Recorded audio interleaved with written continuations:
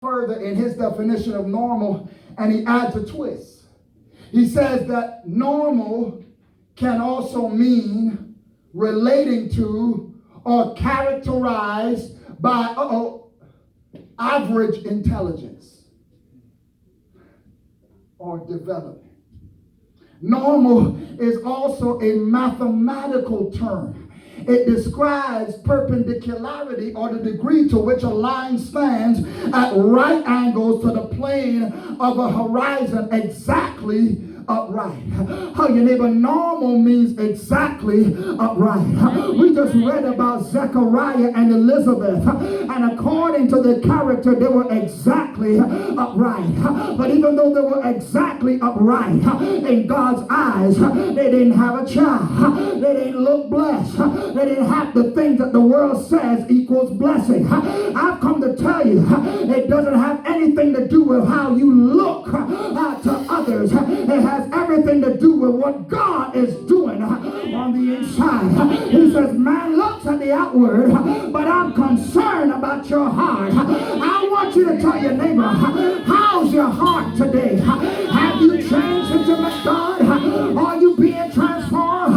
I know they call you ugly on the outside, but are you beautiful on the inside? It don't matter what they one of those terms that psychologists wrestle with. I'm almost done with defining, especially in the world that we live in. Around 1941, a level of philosophy came about called existentialism. And existentialism says, basically it's called a theory of relativity in philosophy. It's saying, what's good to you may not be good to you. What's bad to you may not be bad to you. And it's all relative. Meaning that everybody's view of right and wrong depends on where they're coming from and their personal experience.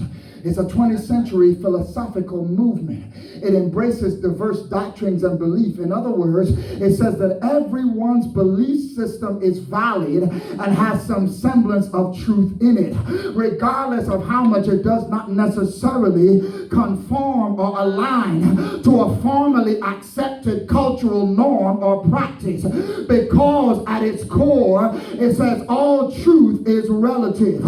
Wasn't it Pilate on the night that Jesus was eventually crucified, that is in his encounter with Jesus, he asked Jesus, what is truth? Hallelujah. He asked Jesus that question because he wanted to go into some philosophical debate with Jesus. But Jesus says, that's not what I'm here for. I'm here to die. Hallelujah. And what normally would happen is I would argue with you. I would win the argument. I would turn your heart. You will release me, and then I won't be crucified. And then my fault, y'all listen, won't be saved.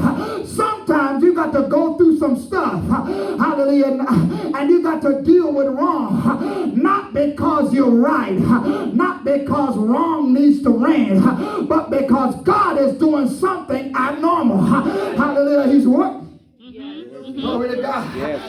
Jesus could have argued with him. Jesus could have broke him all the way down. And at the end of the day, they would have had to release Jesus. But Jesus said, I didn't come here to debate. I didn't come here to fight. I didn't come here for that. I came here to die. I came here to go through. I came here to be sacrificed. I came here to give it all up. Hallelujah, so I could get them all back. And hallelujah, sometimes your debate ain't even worth it. Says, but it centers on the analysis, this whole idea of individual existence. It reminds me of a poem I learned in college called Invictus. I had to memorize it. There's a game, there's a sports event that is held where former soldiers and war veterans from all over the world come together. It's called the Invictus Games. And it's almost like a series of, what you call those things, obstacle courses that they have to overcome. It is worse than a triathlon. I was studying a triathlon. They swim 15 miles out. They bike almost 20-something miles, and then they run a marathon. The devil is a liar. Listen, I am done with the swim. I'm finished. My body's like wrecked. And I remember I was down in Augusta, Georgia, and I saw an actual triathlon. It was the international triathlon, and they had it in Georgia. They had it in Augusta, and they swam in that little waterway downtown Augusta, and I was like, that water nasty. But anyway, they swam and they got in their bike, and I used to see the people come to the finish line, like, I mean, growing up, I mean, they just look. I mean, they put their bodies through some stuff. But the whole idea came from this guy, William Ernest Henley. He wrote a poem called Invictus. It says, out of the night that covers me black as a pit from pole to pole, I thank whatever gods may be for my unconquerable soul. In the fell clutch of circumstance, I have not winced nor cried aloud under the bludgeonings of chance. My head is bloodied, but unbowed. Beyond this place of wrath and tears looms but the horror of the shade, and yet the menace of the years finds and shall find me unafraid. It matters not how straight the gate, how charged with punishment the score. I am the master of my fate. I'm the captain of my soul. It's a great poem, but it's wrong. All right. I know, it's a great poem, you know. All fraternities make their members memorize it. It's a great poem, but it's false. You are not the master of your fate. That's right. You are not the captain of your soul. You see?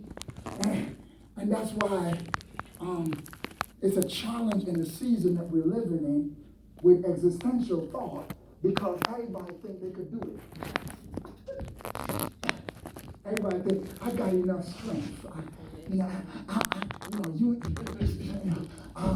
It don't matter. It's an even playing field. As long as I'm breathing, I could do it. But the Bible says is when you get to the point where you ain't got no more breaths, that God then shows up. You see, as long as you doing it, God says you don't need my help.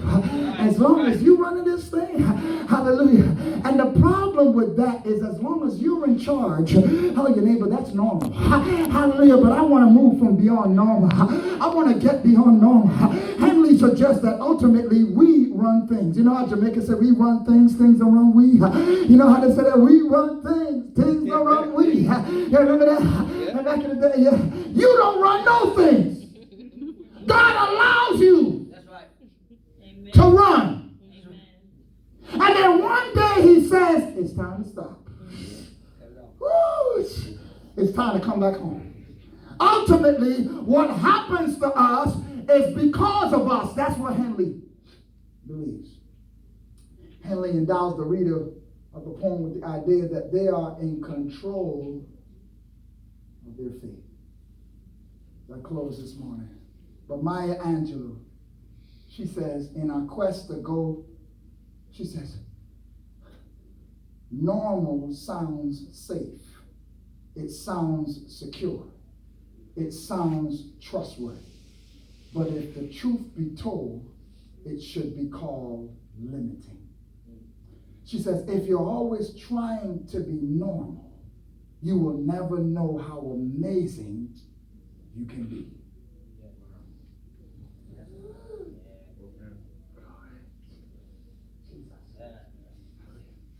The problem with it all is we've been raised in a world where we have been so bombarded mentally with images and ideas and philosophies and psychology that we've forgotten who we are. The challenge of the 21st century, the challenge of this new destiny this new decade that we're entering into. You know, we're going in a new decade, y'all. Yeah. 2020 starts a new decade. Challenge of the new decade. Stand on your feet. Hey, my son. Challenge of this new decade.